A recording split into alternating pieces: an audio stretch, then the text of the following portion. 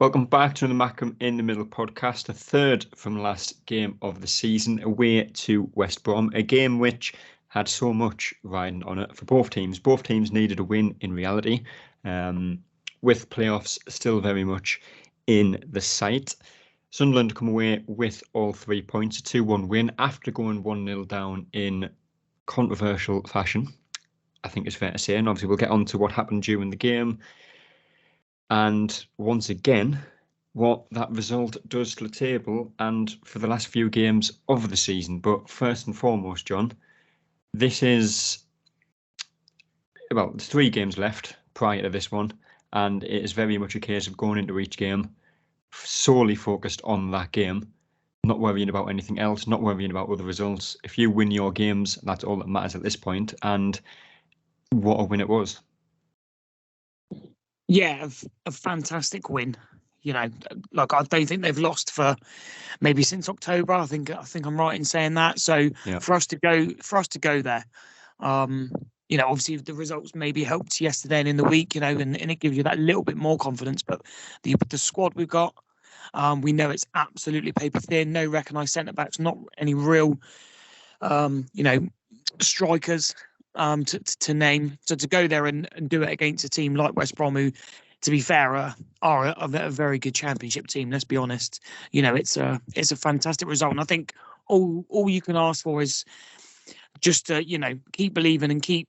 If you've got a chance, just keep firing at it. I know Mowbray keeps playing it down, but you know, as the players, would you want it to be played down? Because I'm not sure I would. You know, I'd maybe see that as a. It's quite a difficult situation to be in, isn't it? Because if you play it down, you might lose, you know, that extra edge in a performance that would get you a win against the likes of Watford, West Brom, Preston. But at the same time, if you know, with the young group of players that we have and the fact that, you know, we finished 5th in League One last season, got promoted, there was no expectation. If you then play it up too much, that adds a lot more pressure onto this group of players.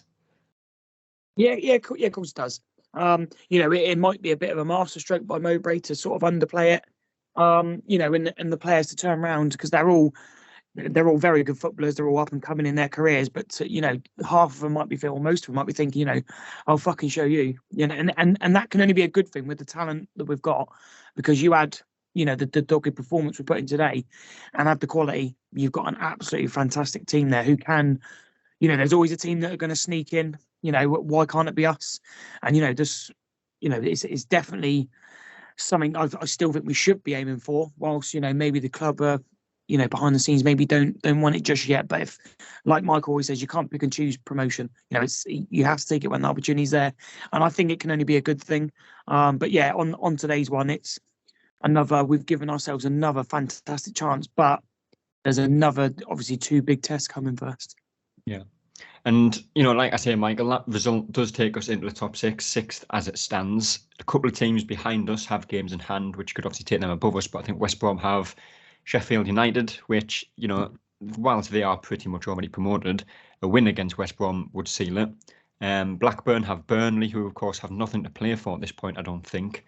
I think they might need 1 point for the title. But the advantage in that game is it is a derby. Burnley haven't really done much in the last few games and probably want to, you know, end the season high. So in terms of them games in hand, it doesn't mean too much. And I know that, well, I think this was one of the games that you were worried that Sunderland would drop points in. Sorry, just for context of anyone, I'm actually outside in Sunderland talking, so if you can hear a bit of wind and I'm talking louder, that's why. This is just showing, by the way, if you don't get a subscribe or or get a praise for this, then for dedication, then I don't know what will. But to be fair, just to quickly say for John was right. On 29th of October, I think the date was, the last time West Brom lost at home in the Championship, which was to Sheffield United. And as you said there, I mean, you look at the games in hand, I mean, West Brom have got, again, I said this repeatedly, if you look at the fixtures, West Brom have got Sheffield United, they've got Norwich and Swansea. Swansea are coming into good form. Norwich is probably the one they'll probably win, to be fair. But, you know, then you've got Burnley, you've got Blackburn, who've got Burnley, Luton and Millwall. Preston have got Sheffield United, then us. Millwall's form isn't great. But you're right, this was a game that out of the last 3 games, this is the one that I was most worried about. And look, the last 2 games aren't going to be walks in the park. They present their own challenges. But this was the game I was most anxious about, because West Brom have got I'll call us Colbrad, who was 90 minutes away from the Premier League last year. And like John said, they're a solid and very good championship outfit. And the one thing I did notice during the game was how physical their side is compared to ours. But I couldn't believe how young their squad is. Apparently, according to the Sky Sports commentators, they've got one of the youngest, starting 11s or squads in this league as well. So that might have played into our favour.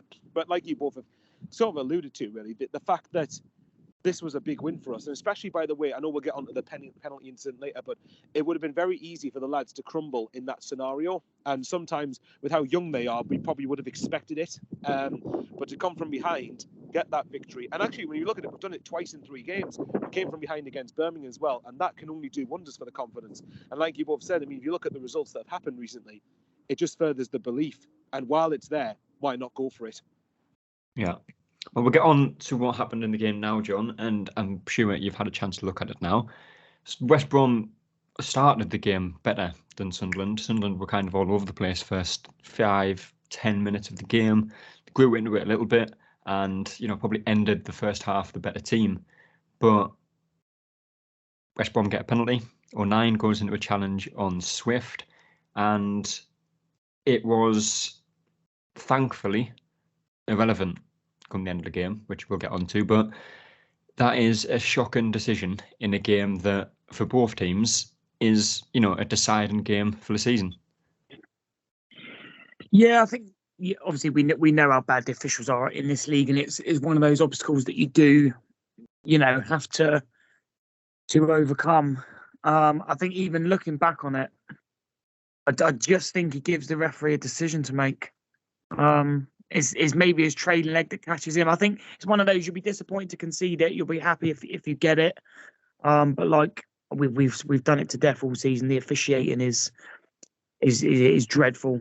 There were things today that were just missed, and I think there was a couple of West Brom fouls that were missed, and obviously our ones that were missed. And I think it's just one of those you just have to.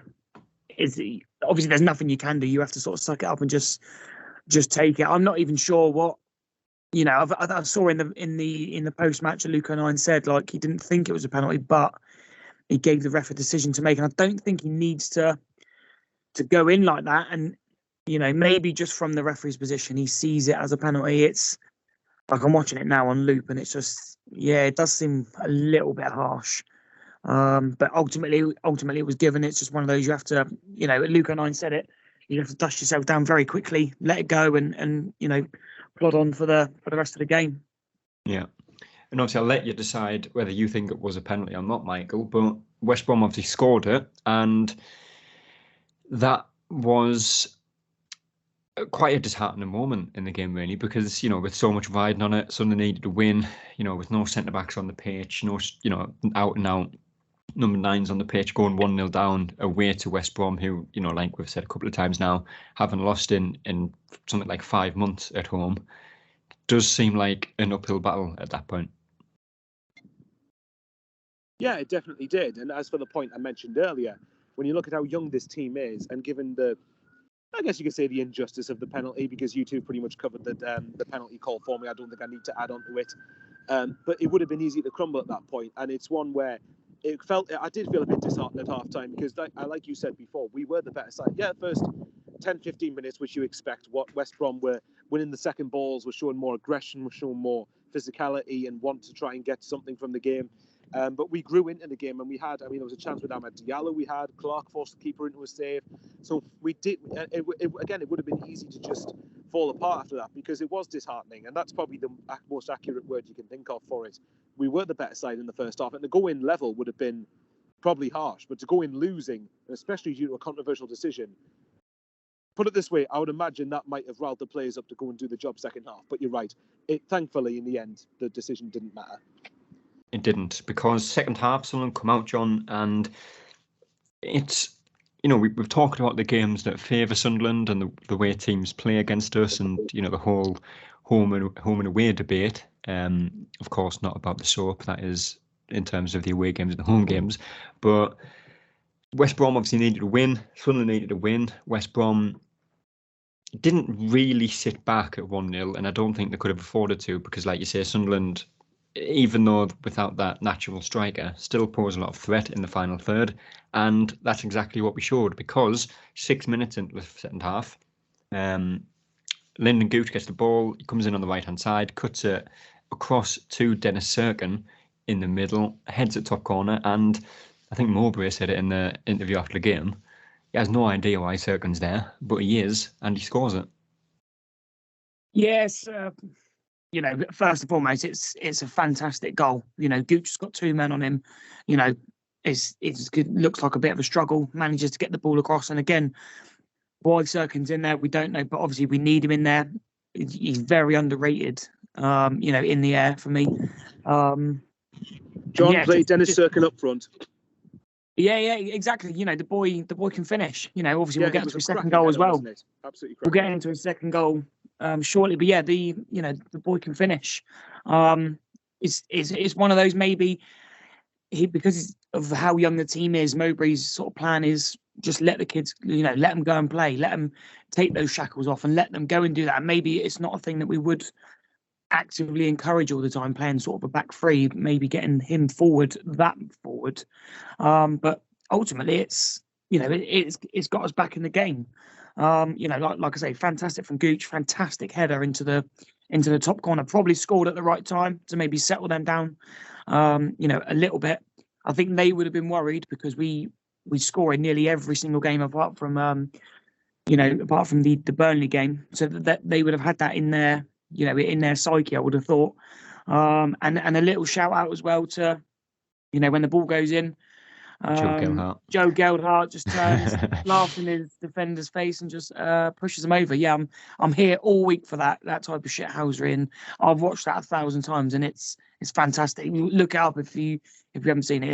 It's brilliant viewing, and like we say, it's got us back on level terms very early in the second half. Sorry. Yeah, and I did actually quote that video of Joe Geldhart by saying that's probably a penalty to West Brom if the referee saw it, but it wasn't, thankfully. Dan's also joined us because, quite frankly, he doesn't want to join in and talk about Sunderland winning away to West Brom at this point in the season. And I suppose the thing is, I'll add to that, Dan, is with all the players that we have on the pitch and players we have available, if there was one type of goal you would probably write off before any game starts between now and the end of the season that we would score, it would be a cross into the box and a header. But that's exactly what we scored. First of all, thanks very much. It's been a while, boys. But I had to get in on the act here. I'm absolutely buzzing with that. Just to add on to what John was saying, I'm sure we'll speak more about Serkin when we talk about the second goal. I think it's kind of helped us with how injury prone he is, because he's an excellent player, and I don't think he'd be with us if he was always fit, because he every single time he's out on that pitch he performs in a Sunderland shirt, and usually scores as well. Yeah. I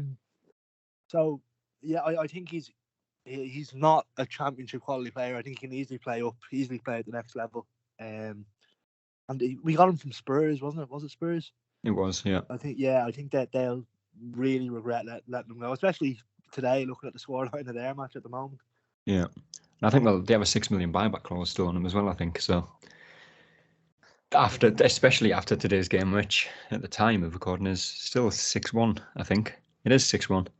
They could probably do with an extra defender or two, but we'll get on to that second goal now, Michael, because ultimately it is the goal that has won the game and got Sunderland into the top 6 for the time being.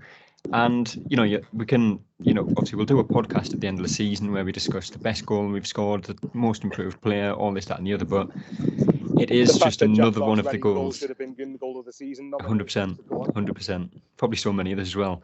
But on the topic of goal of the season, this, come the end of the year, will be another one that we do talk about, because obviously there's the video going around on Twitter that Sky have tweeted, and it cuts out probably about 45 seconds to a minute worth of Sunderland possession in the West Brom half, because we get the ball, we recycle it, side to side, get it forward, and when we break with it, ball goes into Pritchard from Michu, Pritchard into Serkin, and it does take a deflection on its way in, but it's a very good finish. And again, Serkin, who, I don't know whether he was playing left back or left centre back, but in a position that you wouldn't expect him to be in, but taking advantage of it.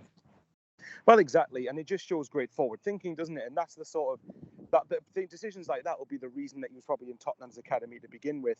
The incisiveness of the run, where he manages to also get in between a couple of West Brom players and manage to be able to find enough space to have the shot to begin with, is incredible. And like you said, the build up to it was just really, really good. And I think it's fair to say, for me, both teams had their chances across the game. I think West Brom did second half, but if you had to say who had the better one, who looked the more threatening with their chances when they had the ball, it would have been Sunderland, because the passing was crisper, the runs were better, the timing of everything was better. But yeah, like Dan was saying before, when you look at Serkin, he's easily going to be a Premier League player in the near future. And just, well, fingers crossed as well. You never know. Maybe that'll be with us for next season, but we doubt it. But you never know. But it's just great from Serkin, and you can tell how much we missed him against Huddersfield in that regard. And he's got everything. He's got a bit of pace. He's got physicality. I think overall his decision making is quite good as well. So yeah, I don't think you can complain with him. I don't know how West Brom have let a left back run into their penalty box and score twice, but there you go. We'll take it. We will, every day of the week. And the one thing that people say when Stewart got injured, when Sims got recalled, when Stewart got injured again, and Gelhardt had such a tough start in a Sunderland shirt, playing a role that just didn't suit him whatsoever, John, is that we needed players to step up with goals that wouldn't usually have to step up and get goals, because most teams have that one player in the team who score 70% of the goals. You look at Coventry, they've got Gyökeres. You look at the likes of Sheffield United, who have got Njai and McBurney. Every team has that one player that will score the majority of goals, and Sunderland don't have that, and haven't had that for most of the season. So for the likes of Dennis Serkin, who I think is now on 4 for the season, to be able to come into a game of that magnitude away from home, recently back from injury as well, to then see him go and score 2 goals is just a massive boost, knowing that anyone on the pitch at the moment can score a goal. Yeah, that's what you want, isn't it? A team that can score from anywhere. I know the set pieces haven't been good, but obviously we score a lot of goals from open play, and it's that flexibility within the squad. For Serkin, to get forward. It might be one of those things where West Brom we know that they're going to play their wingers really, really high. They play without and out wingers, so maybe it's a thing that we've highlighted and said, look, they are not going to track you if you go forward. I think normally it'd be Trey Hume, who obviously he goes forward quite a lot when he's out on the wing. And I think we saw Gooch, quite far forward today.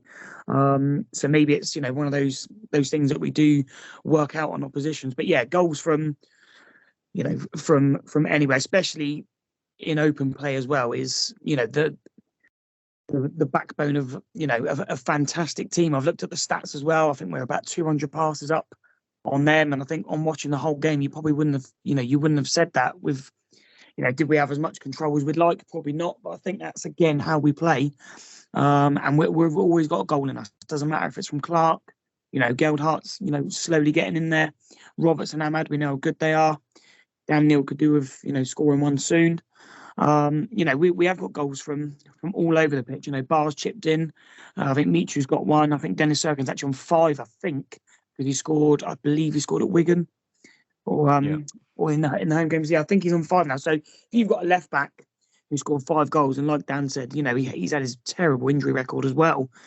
Imagine he probably could have doubled that, if we're being honest, if he'd have played all season. And that's a massive asset to have people scoring. And we know for a fact if we had Ross Stewart, he'd be on 25, 30 goals. And I don't think anyone can bulk at that figure, because I genuinely believe that's what it would be. So, goals all over the place. And like we said, fantastic, especially away team. Home form worries me. But hopefully Watford try and come and play us off the park and, go for us. And then that'll go for us, obviously, our way, and we can play our normal way.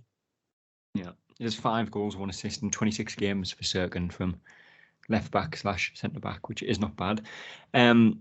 Before we go ahead and look at the next game and the table and whatnot, I would ask you for a standout player, but I don't think anyone would disagree if we just all said Dennis Serkin, because I don't think there's anyone else really out of place to disagree with that one. No, I'd say probably not. I think a couple of players I would give a shout out to. I think Hume did play pretty well against some physical defenders, and I thought Jack Clark was a bit of a handful for them, actually. But yeah, I don't know what the other two think, but yeah, Dennis Serkin, I agree. Yeah. Any disagreements on that front? No, there's no debate on that one. No, at all. And again, it's a massive team performance. We know this. We've had teams before that have been very individual, but it is massively a squad game. It doesn't matter who's injured, who's not playing, who's come in, who's sulking. Everyone comes in, does the job, and that we saw today. All bodies on the line, no centre backs, no strikers. People coming in doing the job. Bar and Ekwar didn't play midweek. You would have thought they'd have their toys out the pram, but to be fair, both come in and did relatively well. Yeah. Well, like we say, that result takes us 6th. Dan, I'll go to you first on that one. It does take us 6th. Looking at the table, obviously we are on 65 points. Coventry above us on 66, Millwall below us on 65, Blackburn below us on 65, West Brom on 63, Preston 63, Norwich 62, Swansea 62. 2 games left in the season, and up until 12th in the table, everything is still very much open. West Brom, like we've said right at the start, have a game in hand on us, which, if they win, would take them above us. Same with Blackburn. But West Brom's is against Sheffield United, who, albeit will get promoted, and I don't think anyone will doubt that, a win against West Brom midweek would secure that for them. And Blackburn's game in hand is against Burnley, away to Burnley, I think, but it could be at home. But again, that's a derby. It's a game that Burnley are going to want to win after failing to win in their last 2 games. It's still very tight, but everything suggests that Sunderland definitely can do it this season. Yeah, it's very tight, but it's very, very doable. Which is crazy to suggest when you look at 2 weeks ago, we thought that was it, we were out of it. And I think we talk about it in the group chat all the time after a negative result or after kind of the whole draw, or where we've kind of lost points in the last few minutes. We're like, it would be such a typical Sunderland thing for us to go and get playoffs and win them. And it really would. No strikers, half a centre back on the pitch, like it would be such a Sunderland story to go and get promoted this season. And with every passing kind of day, I'm starting to believe more and more that it is possible. Now, obviously, you'd be looking at Borough in the playoffs, or Luton, or even Coventry. I mean, as it stands, obviously, there's still 2 games to go. We might not get playoffs yet, but as it stands, if Sunderland win their games and win the playoff semi-final and Borough do the same, it would set up for a Borough-Sunderland playoff final. And that's not to get too far ahead of ourselves, because that is still, 2, potentially 4 more games to go until that, but that is how it could pan out. Yeah, and I think with the likes of Ballard coming back and Bath, hopefully, it just does nothing but strengthens the team. And we're coming up against a struggling Watford and a struggling Preston team now in the next 2 games. So I do think it's very doable. I'm like, I don't want to say I'm quietly confident, but I am quite optimistic. So yeah, I Dan, this is where you do reverse psychology, mate. No, we're Best not way to getting be. playoffs. We're going to lose the next 2. But you look at the next game, John, and it is Watford at home, and Watford are mathematically still involved in the playoff race, albeit they are 6 points off with 2 games to play. So whether they won't get playoffs, and I think it's not too far stretched to say that. But it's not so much the opposition that we have. It is, again, this is a home game that we have next, and our home form's been poor. How Watford are going to set up will be interesting, because, like I said, they don't really have anything to play for. It'll be an interesting game, but with it being at home, it does put that maybe extra edge of doubt that Sunderland can win that game. Yeah, it does. Yeah, we obviously know it. The home form hasn't been good enough, but what better time to put a good performance on at home, and I don't want to say lift the place, but like lift, put in a lifting performance, that sort of galvanizes it all at home. Maybe we should think about using the away dressing room and kicking, from the other side that we do normally. A bit of reverse psychology on that one. Watford coming up, they're probably still going to want to try and give us a game. Even though they haven't got much to play for, you never know what type of team are going to turn up.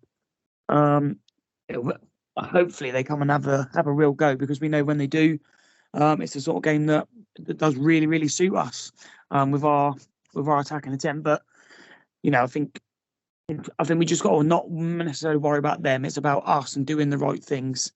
If, in fairness, we'd have beat Huddersfield if one of them had stuck a foot in. On when that guy ran through, whatever his name is, he had sort of 5 men around him. They must have been told, because the amount of yellow cards that Geldart one was the best, just literally just threw his man on the floor. That's the type of thing you need, that wins your games. It's just by doing I think just to add to that as well, I think there was a point in the second half that didn't actually come to anything, but it did annoy me at the time, and I don't know how early this was in the second half. I think it might have been after you'd started watching, so you might have seen it. But there was a point where West Brom had broke through midfield just about halfway. The ball goes to towards Dan Neil, and as far as I'm aware, he wasn't on a yellow card or anything, and he pulls out of the challenge and doesn't bring the man down, and the space opened up for them, very similar like it did against Huddersfield when they scored the equaliser. And it's little things like that Sunderland have to be a bit more streetwise with, because, like I say, it didn't actually come to anything in the end, but Dan Neil jumping out of that challenge and not willing to take the foul for the team could have ended up costing us, like it did against Huddersfield. Then it's next 2 games, things like that are going to be crucial to seeing out games. Yeah, I did see that, to be fair, and that was my thought process was he's probably already been booked, because he loves to pick up an early yellow card, right or wrongly. I think it was harsh to get one against Huddersfield, but yeah, we've got to stop those things, because a better team probably does punish us. So yeah, like you say, there's good parts, there's bad parts, but yeah, on the whole, I think at home we really do need to make, I think we need to put in a proper performance, for the full 90 minutes.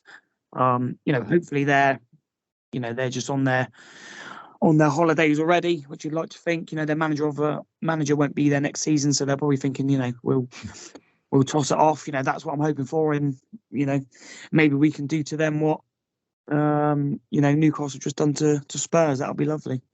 It would be. And just before we get on to what I think your predictions are for the Watford game, Michael, 44 games played, 2 games left. Whatever happens in these last 2 games, whether we lose 5-0 in both of them and finish 12th, or, like I say, whatever happens, when you consider the manager change, the injuries, some of the decisions that have gone against us that have cost us points, to still be not just in the playoff conversation at this point in the season, but to actually be in the playoffs at this point in the season, like I say, regardless what happens, is incredible, really. The way I'd sum that up is, if we end up finishing in the playoffs with all the injuries we've had, with Ross Stewart being out twice, Sims getting recalled, Evans being out for a long time, Alex Neil going, everything. Elise, Serkin, Ballard, exactly. There you go. Embleton, Jewison Bennett, Danny Bard. Exactly. Then I think there's an argument for Tony Mowbray being a shout for manager of the season, because that is an incredible. It is a very strange thing that he's like. Should he be nominated? Well, would he win it? No, I don't think he would. And I think there's better managers for it. But when you look at, I think obviously companies, walked the league and won the league. Is it that impressive what he's done with Burnley? Yes and no, but he's won it and he's always going to be there. What Michael Carrick's done at Middlesbrough since he went in deserves recognition. But you look at the other manager that was involved in the talk, and I think it was Mark Robbins at Coventry. I mean, if you we are a point behind Coventry. We're not far behind them at all. There's still potential that we finish above them. It is quite miraculous that he's nominated, and the likes of Tony Mowbray and Rob Edwards, albeit he got sacked from Watford earlier in the season, aren't involved in it. Well, that's the thing, where you can imagine how silly that those nominations will look if we finish above Coventry and they miss out on the playoffs.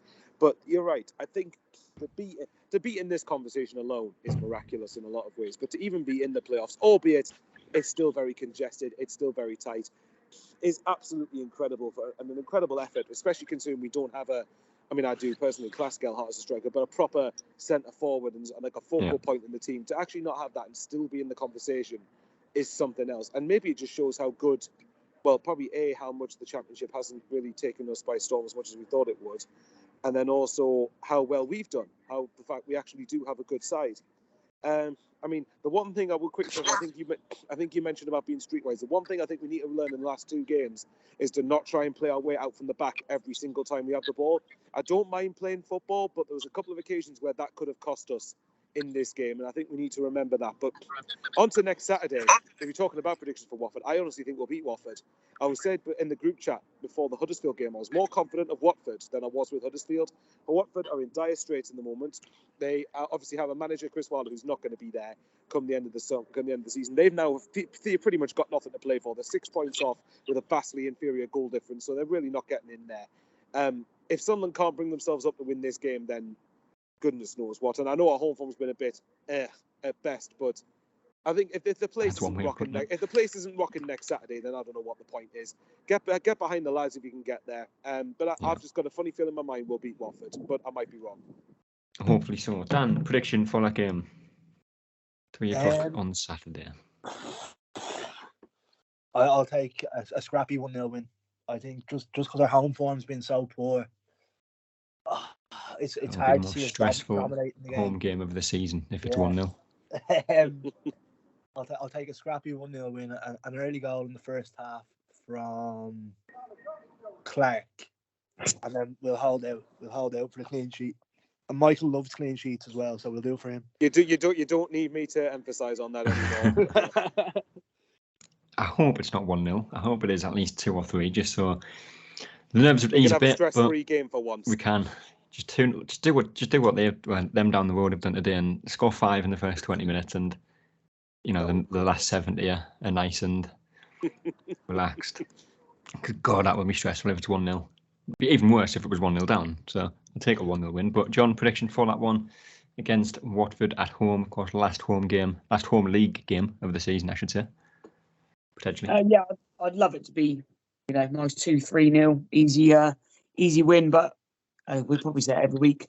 I'll just take a win. I don't care how it comes. I'll take any kind of win. Scrappy 1-0, beautiful 5-0, whatever comes. Just win the game. That's all I'm bothered about. No one's performances are great, but with let's just have the points on the board. The points on the board are the biggest thing at the business end of the season. So scrappy 1-0, but I'd love to see a nice, free flowing 3-4, 5-0, even 6. Yeah. That will be a big boost going into the last game of the season, which is, of course, Preston away, which we've said a couple of times now. 6,000 people going down there, 2 of which are me and Michael. I don't know if any of you are. But, that could be a very, very, very interesting and enjoyable last game of the season if Sunderland had to win this one at home. But that Preston game is irrelevant. The only game that matters now is Watford, which, like I say, is a 3 o'clock kickoff at home on Saturday. We'll have a podcast out to talk about that on the Sunday or the Monday. And of course, in that as well, we will look ahead to the final, or potentially the final game of the season away to Preston. But until then, we will see you later. That's all, folks.